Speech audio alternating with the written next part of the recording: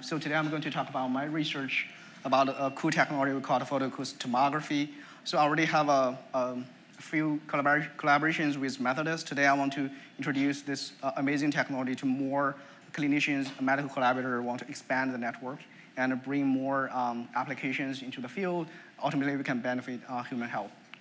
So I'm going to start with the motivation and the challenges. Then I'm going to talk about a technology we developed in the lab to image animals and also humans. Then we're going to end up with a very brief outlook.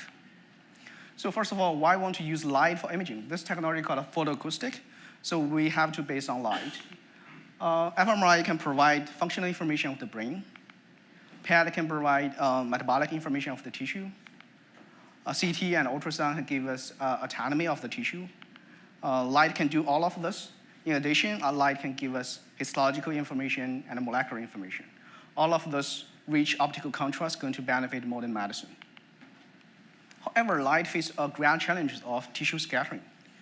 Biomedical optics comes a long way. In the 17th century, optical microscopy was invented, which revolutionized the 19th century medicine by letting us see into a cell.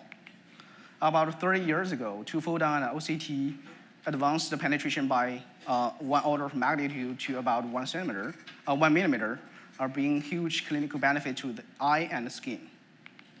So 20 years ago, a photoacoustic tomography was invented. Now it reached another 2 order of magnitude improvement in penetration, allowing in vivo human organ imaging. So what is photoacoustic? That's the effect converting light energy into sound.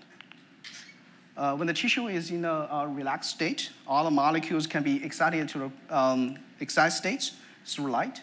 And either through 1 photon or 2 photon fluorescence process, the emitted fluorescence photons are going to randomly work inside the tissue, and we lose track of them very quickly. So we cannot really form high-resolution images. So there is another channel. Nature is very mercy for us. So the absorbed light energy can be converted into heat. Then through thermal expansion, it can emit ultrasound. Ultrasound is very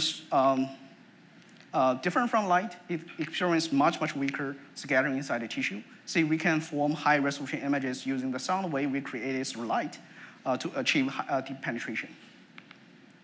So when I first came into the field, not many people knows this. But 5 years ago, this field enjoyed a very rapid development. A few days ago, I checked the website. There is over a dozen companies are commercializing this technology. I just list a few of them. And the first one, Caltech, licensed a few technology we're going to discuss today. So this is a multi-scale imaging technology. Because we are detecting ultrasound, we can scale the imaging resolution with the penetration. So we can see into the cell with submicron resolution, image single red blood cell in the mouse brain, see through the whole body of animal, and also can be used for human breast cancer diagnosis. And this is an example of animal imaging. So the animal is scanned vertically through the imaging plane. So you can see the red bar is the imaging plane we scan. It's very similar to CT or MRI. All the images we are showing on the screen, they are based on the blood contrast. And the light dose we use is very safe, very low, so it's totally non-invasive. We can also park the animal at one location and keep firing laser. We can resolve what's going on inside one cross-section of the body. So the data acquisition time for this technology is very quick, only 50 microseconds. We can see through the body without any motion blur. After getting this exciting images from small animals, we know it was a time to start clinical translation. So we built the first one for human breast cancer diagnosis. The patient lie down in prone position and immerse one of her breasts into the imaging chamber at a time, and we elevationally scan our image detecting system, so we can get 3D images of the breast. On the right side is the human breast from a healthy volunteer. We can resolve very detailed vasculature up to 4 centimeter in depth. Later on, we also bring this to a cancer patient. On the very left side, that's mammography, which is the US gold standard for breast cancer diagnosis. Although I have saw this images many times, but I still cannot really figure out where the tumor is. A well-trained radiologist pinpoint the yellow circled area is where the tumor. In the middle, those are photoacoustic images. We have very different contrast and resolution. So the circle we have on those two images are the same location. Basically, we resolve the blood vessels into the breast, and the cancer has a strong angiogenesis. Those high vasculature areas indicate where the tumor is. So using this method, we can easily identify the tumor, and which provide another complementary tool for breast cancer diagnosis. In addition to breast, we also bring this technology to the brain. Can you help to play the video? So we have a patient lie down in this position and put against his head against an imaging chamber, and we fire light from the bottom. You can see some red flashes later. I don't know whether you can see that or not. Yeah. So that's the excitation light. And we ask the patient to do some light tasks like a finger tapping or tongue tapping.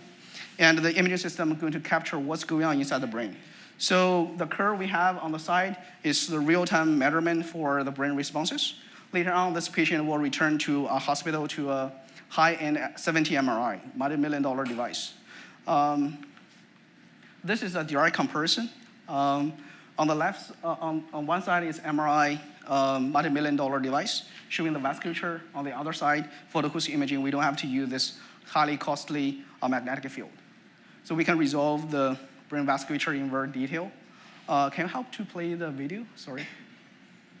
So now what's blinking on the screen is the brain responses when this volunteer taps his finger, taps his lips, or listening to music or singing some words. So those two imaging modalities can provide similar performance when resolving brain responses.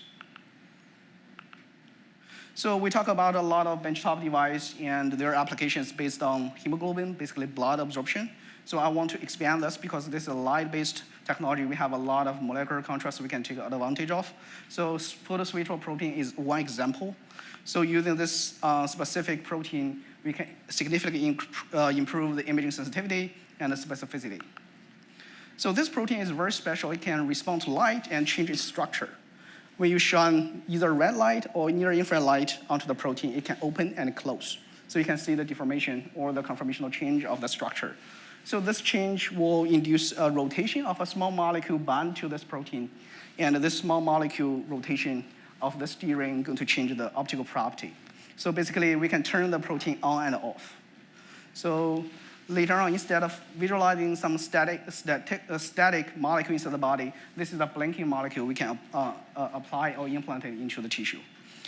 With this blinking or photo switching capability, we can significantly increase the sensitivity of imaging technology and also specificity.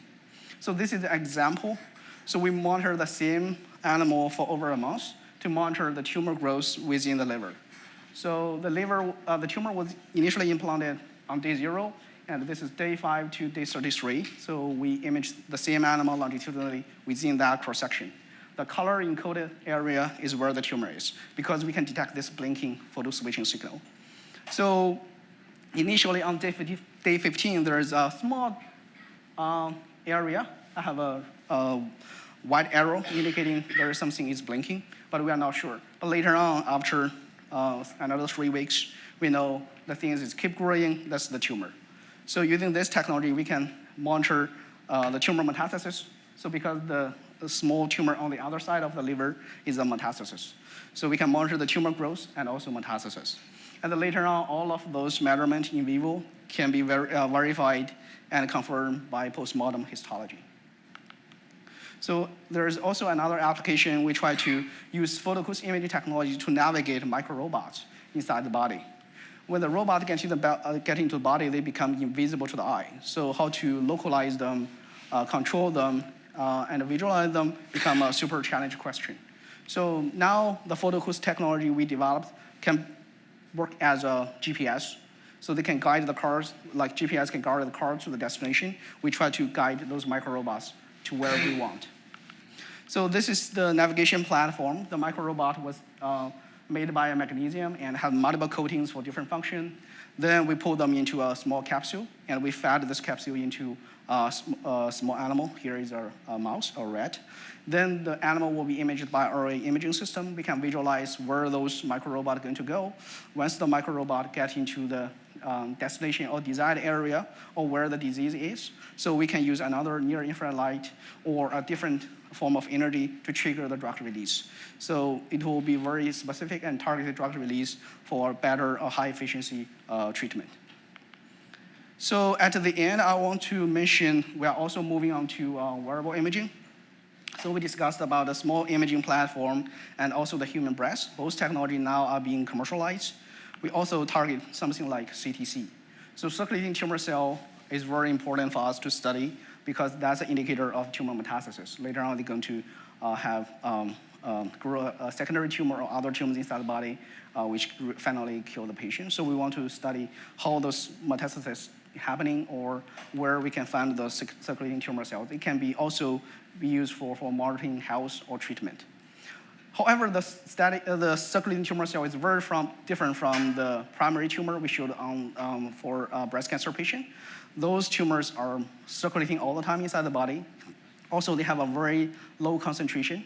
Yeah, so it's really hard to scan or search those circulating tumor cells using a benchtop device, scan the patient back and forth for days or hours. That's not practical. So our solution is, can we develop a small enough device or interface we can put on the patient, and the patient can wear 724 that increase the time of diagnosis and increase the chance of detection. So the challenge is those devices, small animal and human breast, they are very large. They are benchtop. So there is a huge engineering barrier to miniaturize them. Because of the time limits, I don't have to have enough time to talk about the detail, but we have some initial engineering success. We use a new engineering approach called algorithmic relay that can significantly reduce the number of detection channels inside the imaging system. So make this technology possible for circulating tumor cell detection. So we also have some, can you help to click the bottom video? So so thank you. So this is an example we're showing we have the blood vessels and some circulating tumor cell artificially injected into the animal. They are labeled as red on the screen, so they are flowing through the network of the blood vessels in the animal. So this is some initial success. And I also would like to thank my funding support. Thank you very much.